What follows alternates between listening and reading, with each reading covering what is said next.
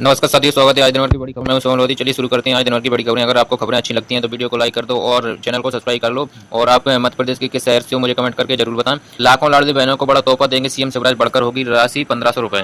मध्य प्रदेश सरकार में एक बार फिर लाडली बहनों को बड़ा तोहफा देने वाली है। सरकार की महत्वाकांक्षी मुख्यमंत्री लाडली बहन योजना में अब महिलाओं को 1500 रुपए प्रति माह देने की तैयारी की जा रही है। इसमें पूर्व मुख्यमंत्री द्वारा दिए जाने राशि 250 रुपए की वृद्धि की गई थी, जिसका लाभ उन्हें अक्टूबर महीने में मिलेगा। अक्टूबर महीने में सभी लाडली बहनों को 1250 रुपए प्रति माह दिए जाने के आदेश जारी कर दिए गए हैं। वही माना जा रहा है कि इस राशि को बढ़ाकर 250 रुपए की वृद्धि की घोषणा की जा सकती है। लाडली बहनों के लिए खुशखबरी, रविवार को सीएम जारी करेंगे रसोई गैस की राशि। वर्तमान में योजना के 1.32 करोड़ लाभार्थी हैं, जिन पर हर महीने सरकार को 16,000 करोड़ खर्च करने पड़ रहे हैं। आने वाले समय में लाभार्थियों की संख्या का इजाफा होने वाला है, क्योंकि सीएम ने जब 21 से 23 वर्ष की अविवाहित को भी लाभ देने के ऐलान किए हैं। मध्य प्रदेश में लगभग 25 लाख किसानों को फसल बीमा क्लेम दिया जाएगा। मध्य प्रदेश सरकार में महासम्मेलन के आयोजन की तैयारी लगी है। मुख्यमंत्री शिवराज सिंह के द्वारा फसल बीमा के आदेश जारी कर दिए गए, घोषणा करने जताई जा रही है। सरकार द्वारा दी जाने वाली मुआवजा 300 करोड़ रुपए अगले महीने तक किसानों को दी जाने की बात सामने आ रही है। बता दें कि प्रदेश सरकार किसानों को जल्द ही अक्टूबर महीने तक इसका लाभ दे सकती है। सीएम शिवराज सिंह की सबसे बड़ी घोषणा, हर परिवार को एक व्यक्ति को मिलेगा रोजगार। मध्य प्रदेश के मुख्यमंत्री शिवराज सिंह चौहान ने खारगोन में एक महासभा को संबोधित करते हुए कहा कि मुझे इस पद का कोई लालच नहीं है। कि उन्होंने जनता को बताया कि यदि फिर से भाजपा सरकार बनेगी तो मैं हर एक परिवार को एक सदस्य को रोजगार दूंगा। सीएम ने कहा कि मुझे किसी चीज का कोई लालच नहीं है, तो सरकार बनने में मुझे सबका साथ चाहिए। इस दौरान सीएम ने कहा कि व्यक्ति अपना भला चाहेगा तो उसे वोट देना जरूरी है। लाडली बहन आवास योजना के 4 दिन से जल्दी करें। शिवराज सरकार सभी को दे सकती है घर बनाने के लिए 2 लाख रुपए। मध्य प्रदेश सरकार द्वारा शुरू की गई लाडली बहन योजना के आवेदन करने के लिए 4 दिन बाकी रह गए। अगर आपको इस तारीख को आवेदन फॉर्म नहीं भरा तो आपको आगे चलकर बहुत बड़ा पछतावा होने वाला है। इसके लिए आज ये योजना का आवेदन फॉर्म जरूर भरें, क्योंकि अगर आप आवेदन नहीं करते हो तो कुछ दिनों बाद जबकि पहली किस्त आवेदन करने वाले आवेदकों के खाते में प्राप्त होगी, तो उस वक्त आपको यह एहसास होगा कि आपने फॉर्म नहीं भरा। हड़ताल कर रहे पटवारियों को शिवराज सरकार ने कर दिया खुश, हर एक महीने मिलेंगे रुपए। मध्य प्रदेश में करीब 1 महीने से हड़ताल कर रहे 19,000 पटवारियों को मध्य प्रदेश सरकार ने बड़ा तोहफा फेंका है। पटवारियों को एक सर्वे भत्ता सहित प्रतिमाह अतिरिक्त 4,000 देने का प्रस्ताव को मंत्रिमंडल ने स्वीकृति दे दी है। 28 अगस्त को देश भर के पटवारी मुख्यमंत्री शिवराज सिंह चौहान से पटवारी पंचायत बुलाने की मांग कर रहे हैं। मध्य प्रदेश को करोड़ों की सौगात देने आ रहे हैं पीएम मोदी। ग्वालियर से इन प्रोजेक्ट पर करेंगे लोकार्पण। प्रधानमंत्री नरेंद्र मोदी गांधी जयंती के मौके पर मध्य प्रदेश दौरे पर आ रहे हैं। पीएम मोदी का यह 8वां दौरा है। पीएम मोदी सोमवार को ग्वालियर आएंगे। इस दौरान को 17,000 करोड़ की विकास कार्यों का लोकार्पण व भूमि पूजन की सौगात देंगे। भाई प्रधानमंत्री ने अपने मध्य प्रदेश के दौरे से पहले ट्वीट कर ग्वालियर रेलवे स्टेशन की तारीफ है। प्रधानमंत्री आवास योजना ग्रामीण के अंतर्गत 2 लाख आवासों के गृह प्रवेश, शहरी क्षेत्र में 1355 आवास के प्रवेश व अन्य इकाइयों को लोकार्पण। राष्ट्रीय राजमार्ग की 6 परियोजनाओं का शिलान्यास एवं परियोजना 145 किलोमीटर लंबी है।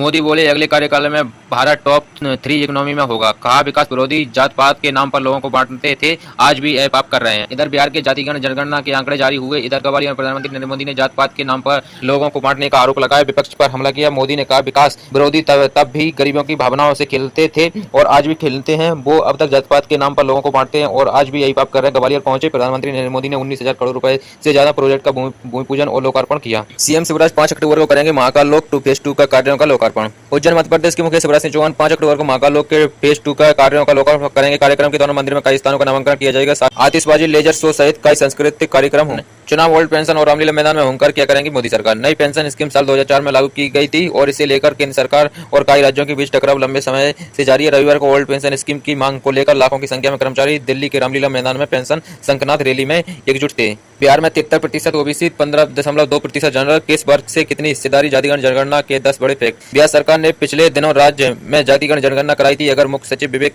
कुमार सिंह ने सोमवार को जातिगण जनगणना के आंकड़े जारी कर दिया। उन्होंने बताया कि बिहार की मौजूदा आबादी 13 करोड़ से अधिक है। जितनी आबादी उतनी हिस्सेदारी। लालू ने की मांग। नीतीश बोले आर्थिक स्थिति को बनाएंगे विकास का पैमाना। नीतीश कुमार ने कहा कि बिहार में कराई गई जातिगण अतिरिक्त गणना को लेकर शीघ्र विधानसभा में जानकारी दी जाएगी। वहीं लालू यादव ने सरकार से मांग करते हुए कहा है कि जितनी जिसकी आबादी उसको उतनी हिस्सेदारी मिलनी चाहिए।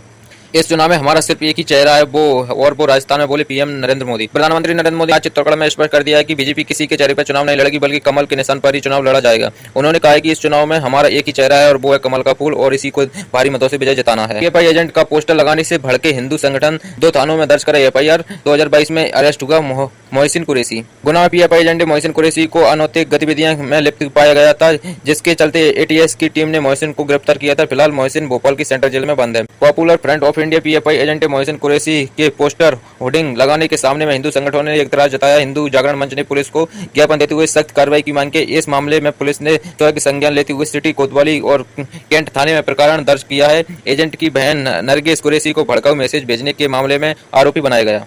राजा महाराज ने खुद को बेचा, कांग्रेस की आदिवासी विधायक ईमानदार रहे दिग्विजय सिंह। आगामी एमपी विधानसभा चुनाव के लिए उम्मीदवारों की घोषणा नहीं करने से में कांग्रेस द्वारा देरी का सवाल पूछे जाने पर सिंह ने कहा कि कांग्रेस के बीच इस बात पर असहमति थी कि भाजपा के उम्मीदवार कौन है। उन्होंने कहा कि अगर कांग्रेस का बीजेपी की तर्ज पर दिग्गजों को मैदान में उतारना है तो यही फैसला केंद्रीय इकाइयों को करना होगा। बीजेपी में हर कोई सीएम पद के लिए लड़ रहा। 2 लिस्ट में वी शिवराज का नाम न होने पर अखिलेश का तंज। बीजेपी ने अब तक 79 उम्मीदवारों की घोषणा की है, जिसमें केंद्रीय मंत्री नरेंद्र तोमर, प्रहलाद पटेल और पार्टी सचिव कैलाश विजयवर्गीय के नाम भी शामिल हैं। इन तीनों नेताओं को मुख्यमंत्री पद से संभावित दावेदार के तौर पर देखा जा रहा है। समाचार एजेंसी के मुताबिक अखिलेश यादव ने कहा कि अभी तक मुख्यमंत्री शिवराज सिंह चौहान के टिकट की घोषणा नहीं की गई है और भाजपा में हर कोई मुख्यमंत्री पद के लिए लड़ रहा है, तो आप कल्पना कर सकते हैं भाजपा चुनाव के लिए कितनी डरी हुई है। उन्होंने कहा कि बीजेपी को हराने के लिए समाजवादी पार्टी और कांग्रेस को साथ मिलकर लड़ना चाहिए। ऐसा भैया नहीं मिलेगा, जब चला जाऊंगा तब बहुत याद, बोले मुख्यमंत्री शिवराज सिंह चौहान। मुख्यमंत्री शिवराज सिंह चौहान रविवार को मध्य प्रदेश के सीहोर पहुंचे, जहां उन्होंने मुख्यमंत्री चरण पादुका योजना के तहत तेंदुपत्ता संज्ञाकों को शरण पादुका पहनाई और इस दौरान संबोधित में कहा, मैंने राजनीति की परिभाषा बदल दी है, सरकार नहीं चलाऊंगा, सरकार नहीं परिवार चला रहा हूँ, मेरे जैसा भैया नहीं मिलेगा, जब मैं चला जाऊंगा तो बहुत याद आऊंगा। मध्य प्रदेश में मेडिकल की छात्रा ने किया सुसाइड, हॉस्टल में पंखे से लटकी मिली लाश। सिले हुए गद्दे में महिला का धड़ और 2 ट्रॉलियों में मिले कटे हुए पैर, सनसनी की हत्या से लोग हैरान। तो वैसे भाई गोलियों की तड़तड़ाहट, एक हत्या के बदले 5 मर्डर और चीख पुकार, यूपी के देवरिया कांड की